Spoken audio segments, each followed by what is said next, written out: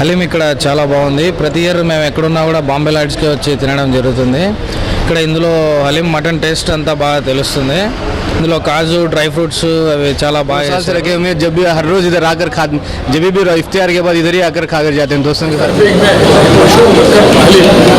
हमारे बॉम्बे शादी महल के अंदर प्रयास करे हैं।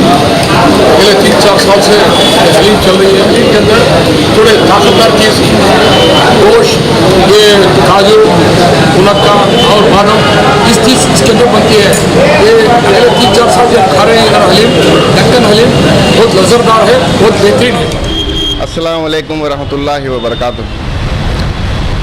हमें बॉम्बे शादी खाने में हैदराबाद दक्कन हलीम बोल के 3 साल से चलाते हैं।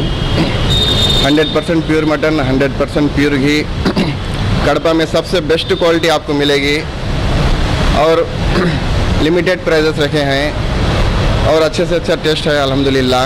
बहुत से आवाम आ रहे हैं, मुस्लिम्स भी आ रहे हैं, नॉन मुस्लिम्स भी आ रहे हैं। आप लोग भी सब आके इसका लुत्फ़ उठाएँ। और रमज़ान के बाद भी हर जुम्मा के दिन यहाँ पे हलीम मिलती 4 बजे से रात के 10 बजे तक।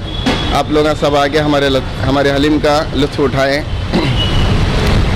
और ये प्योर 100% हैदराबादी प्योर हलीम है। ये आके आप लोग खा के आप लोग खुद है ना इंशाल्लाह इसको पसंद करते हैं।